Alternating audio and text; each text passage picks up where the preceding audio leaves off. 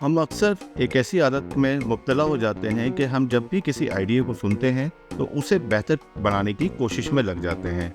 अगरचे सुनने में ये बहुत मुस्बत, लेकिन हकीकतन ये एक नुकसानदेह आदत है। आइए देखते हैं कि गोल्ड स्मिथ इससे मुतालिक क्या कहते हैं। तसव्वुर करें आप एक मीटिंग में हैं। अहमद जूनियर टीचर इम्तहानी पर्चों की तैयारी से मुतालिक एक ख्याल तजवीज़ करता है। ख्याल अच्छा है, आपको लगता है कि ये बेहतर हो सकता है, लिहाजा आप अपने अल्फाज या जुमले शामिल करते हैं ये सोचकर कि आप मदद कर रहे हैं। लेकिन यहाँ सबसे अहम बात यह है, जो आप किसी और के आइडिया को बेहतर बनाते हैं तो आप इनके ताउन और इनके जोश व खरोश को कम कर देते हैं, यानी उनकी कोलैबोरेशन, उनकी कोऑपरेशन और उनके एंथुसियाज्म को किल कर देते हैं।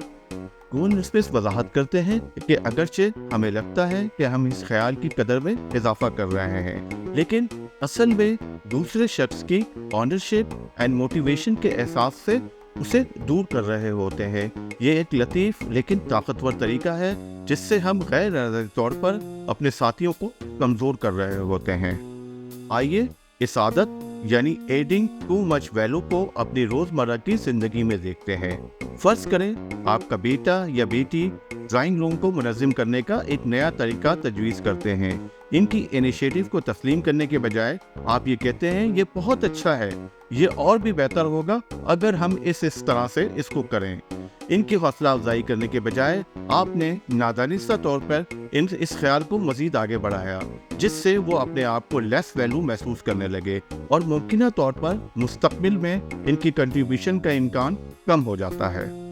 इस आदत को कंट्रोल करने के लिए गोल्ड स्मिथ मशवरा देते हैं कि नज़्म व ज़ब्त से सुनने की मशक करें और हमेशा अपने इनपुट को शामिल करने की ख्वाहिश की मुज़ाहमत करें, यानी अपने आप को रोकें कि आप इनपुट इसमें दे सकें। इसका मतलब ये नहीं कि आप कोलैबोरेट करना या कोऑपरेट करना छोड़ दें, लेकिन अपने इनपुट के वक्त और तरीक़ेकार का ख्याल रखें। एक प्रोफेशनल सेटिंग पर नज़र डालते हैं कि एक टेक्नोलॉजी कंपनी में सीनियर मैनेजर मरियम मामले पर गौर कर रही हैं। मरियम हमेशा बेहतर आइडिया रखने के लिए जानी जाती थी।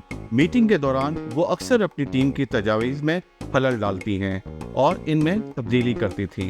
इब्तदाई तौर पर ये एक अच्छी क़यादत की खुसूसियत की तरह लगता है, लेकिन वक्त के साथ इनकी टीम अलग थलग और कम क्रिएटिव हो जाएगी। मरियम को फीडबैक सेशन के बाद अपनी गलती का एहसास हुआ और इसने अपनी आदत तब्दील करने का फैसला किया। उन्होंने ज़्यादा सुनने और अपनी टीम के मेंबरान को उनके ख्यालात की ऑनरशिप लेने की तरकीब देने से आगाज़ किया। नतीजतन टीम के हौसले में इजाफा हुआ और इनकी इनोवेटिव मसाइल को इनोवेटिव तरीके से हल करने की सलाहियतें भी परवान चढ़ीं। इन मिसालों से हमें दो ताकतवर सबक मिलते हैं। एडिंग टू मच वैल्यू से गुरेज करके आप दूसरों को बाख्तियार बना सकते हैं, तख्लीकी सलाहियतों को फ़रोग़ दे सकते हैं और ज़्यादा मसरूफ़ और हौसलामंद टीम बना सकते हैं।